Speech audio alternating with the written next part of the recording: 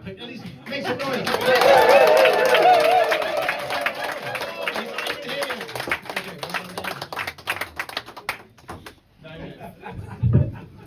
All right, let me address something straight away. You're all looking at me thinking, fuck me, looks like Ned Flanders is discovered weed. I do like the mustache, guys, I do, but I do get a fair few comments when I'm out and about. What I've had recently, someone told me I look like Ted Lasso if he coached badminton. Someone else referred to me as Salvador Aldi. Do you know my favourite one? My favourite one I've ever got? Someone told me I look like one of the 118 joggers got long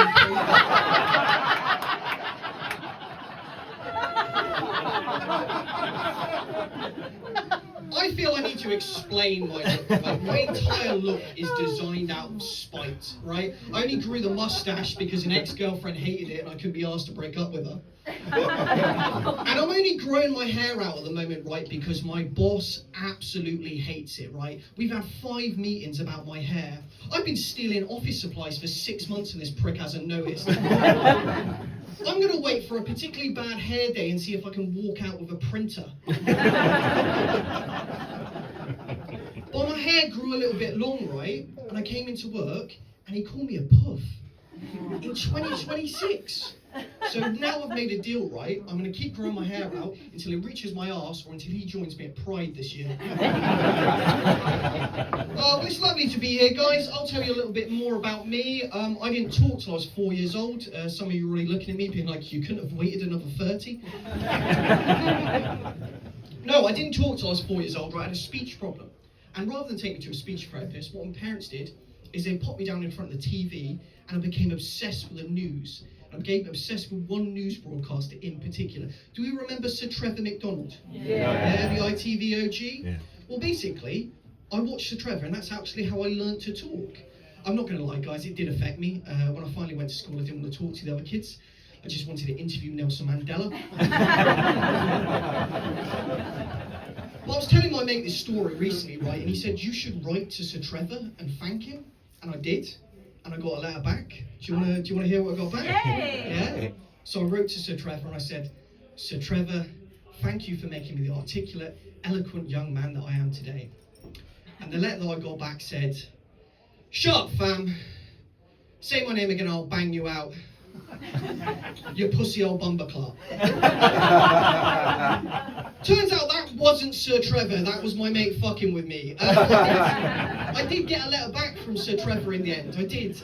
It was a very well worded restraining order. So we'll see if that bit sticks around.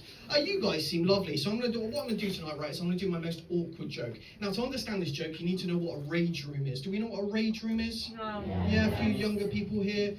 Some of the people who look like they need it don't. So a rage room, basically, right, is an experience where you pay some money, you go along, they give you a hammer or a baseball bat, you smash up something like a printer, and you get all your rage out. I went to one recently, buddy. It's a little tip, they don't like it if you bring your own weapons. But guys, if while you're smashing up the printer, you scream daddy repeatedly and then cry afterwards, they'll give you an extra half an hour. I just mentioned my dad. I want to talk about my dad, right? My dad is a bit of a character, which is a middle class for undiagnosed autism. My dad's always moaning, right? He's always moaning. He's like, do you know what the problem with your generation? You're so fucking impractical. You're so fucking impractical. And guys, if I could take this as a criticism, if it wasn't coming from a man with 3 Facebook accounts because he keeps forgetting the password. Oh man, my dad was always obsessed with the garden, right, when I was growing up. Always obsessed with the garden. And one day, while he was in the garden, I was about 9 years old, I went in his room, I looked under his bed, and I found his porn collection. Oh. Now his porn collection was all hot tub-based porn. Just magazine after magazine of naked women in hot tubs. And at the time, I thought that was kind of weird. But now I've grown up a little bit, I'm like, that's kind of cute. Even in his sexual fantasies, he was thinking about improving the garden.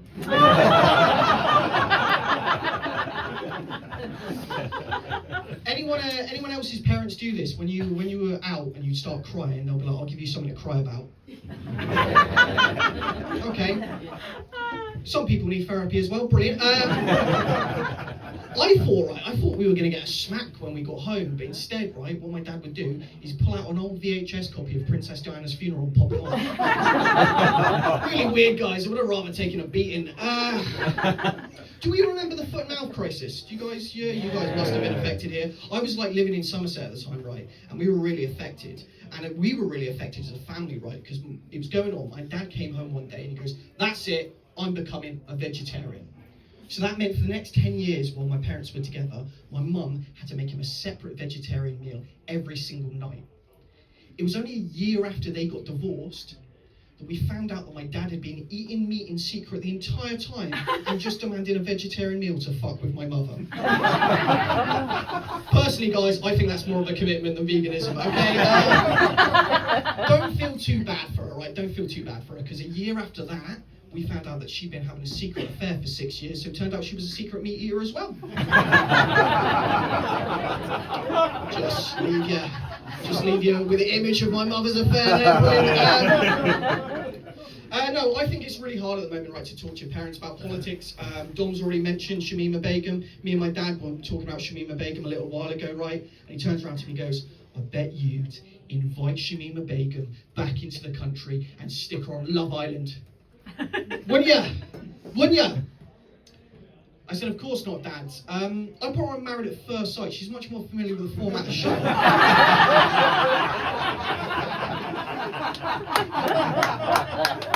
Calm down. I've got to clarify something, right? I don't have a problem with Shamima Begum. I don't. She was a young girl. She went over to Syria. She married an evil person, and she made a mistake. My only issue with Shamima Begum, right, is that she married an ISIS terrorist, and she currently has a podcast that does better than mine. Guys, I've been doing this 7 long years, and if you can't tell by the venue that we're in tonight, fella, it's not going as fucking planned.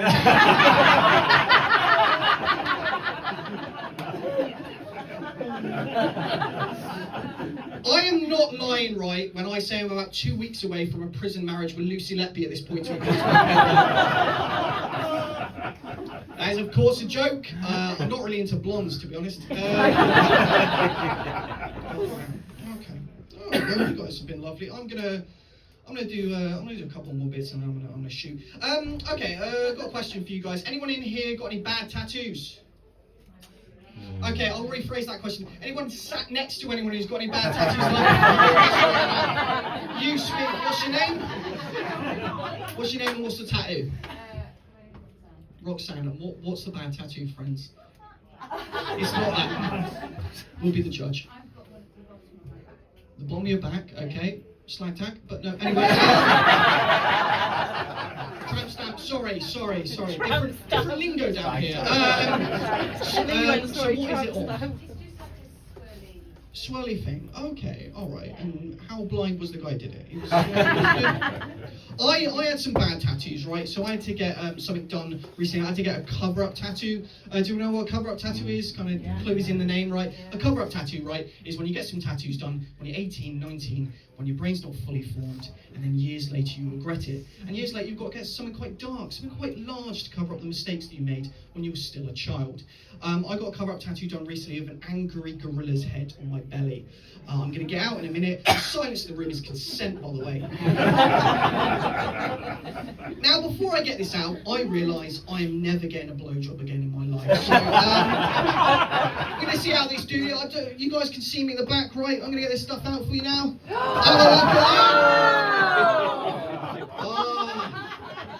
We're all feeling much better about our life choices right about now, aren't we? Roxanne, don't look it directly in the eyes, it'll see as a sign of aggression.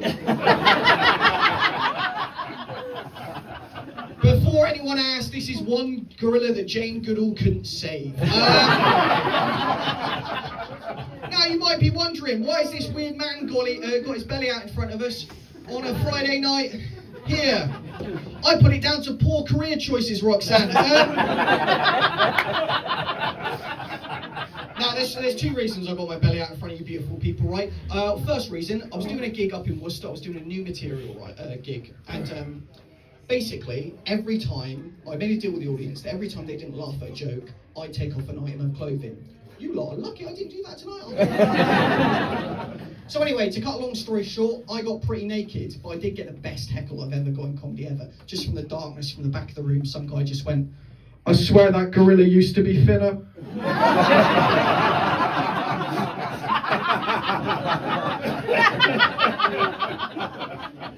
Second reason I've got my belly out in front of you beautiful people, I've got this tattoo done. 15 hours this took. 15 hours, a lot of pain, a lot of money, right? And I got home, and about a week after, it all healed up, and I was having some special alone time. I was having a wank, mate. I was having a wank, and I realised I fucked up with the placement of this tattoo. Because when I come, it ends up in the gorilla's mouth. So now I've got to get a Conrad tattoo to the gorilla's Conrad tattoo. Alright, I'm going to do one more joke because I don't want the taste of sick in your mouth, alright? I don't. Okay, final joke. Alright, does anyone know what climacoptophilia is? No? No? I don't expect you to. Climacoptophilia, right, is when you get sexually aroused from watching someone fall down the stairs or falling down the stairs yourself. We think my nan was into it. Between me and you guys, real slut towards the end. Anyway, I've been Dave Flynn, you lot have been fantastic.